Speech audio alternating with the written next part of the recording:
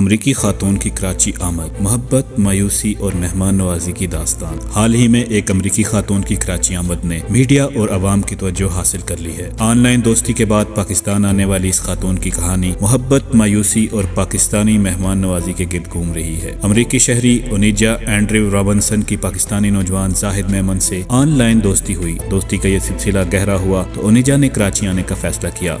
اکتوبر 2024 میں وہ کراچی پہنچی، لیکن یہاں آ کر انہیں مختلف مشکلات کا سامنا کرنا پڑا۔ کراچی میں قیام۔ اونیجا کی آمد کے بعد زاہد میمن نے ان سے ملنے یا شادی کرنے سے انکار کر دیا۔ مایوسی کے عالم میں اونیجا نے زاہد کے اپارٹمنٹ کے باہر تقریباً 30 گھنٹے انتظار کیا۔ اس دوران ان کی طبیعت بھی ناساز رہی۔ مقامی سماجی کارکن ظفر عباس اور رمضان چیپا نے ان کی مدد کی اور انہیں چیپا فاؤنڈیشن کے ہیڈ کوارٹر میں رہائش فراہم کی۔ حکام نے اونیجا کی وطن واپسی کے لیے انتظامات کیے، لیکن انہوں نے واپس جانے سے انکار کر دیا۔ ان کا کہنا ہے کہ وہ پاکستان میں ہی رہنا چاہتی ہیں اور مالی مدد کی طلبگار ہیں۔ اس دوران مختلف پاکستانی مردوں نے ان سے شادی کی بھی پیشکش کی ہے۔ امریکی خاتون اونیجا اینڈریو رابنسن کی کہانی میں ایک نیا موڑ آیا ہے۔ ان کا بیٹا جو امریکہ میں مقیم ہے منظر عام پر آیا ہے۔ اس نے اپنی والدہ کے بارے میں بیان جاری کیا ہے۔ بیٹے کے مطابق اونیجا ذہنی مسائل کا شکار ہیں۔ اس نے مزید کہا کہ ان کی والدہ کی ذہنی حالت کے پیش نظر ان کے حالیہ اقدامات کو سمجھنا مشکل نہیں۔ بیٹے نے پاکستانی حکام اور عوام سے درخواست کی ہے کہ وہ ان کی والدہ کے ساتھ ہمدردی کا مظاہرہ کریں اور ان کی مدد کریں۔ آپ کی اس کے بارے میں کیا رائے ہے؟ آپ اس خاتون کے پاکستان آنے کے بارے میں کیا رائے رکھتے ہیں اور پاکستانی حکومت کو اس حوالے سے کیا کرنا چاہیے؟ اپنی رائے سے ضرور آگاہ کریں اور چینل کو سبسکرائب کریں۔ اگر فیس بک پر دیکھ رہے ہیں تو ہماری پیج کو فالو کریں۔ بہت شکریہ۔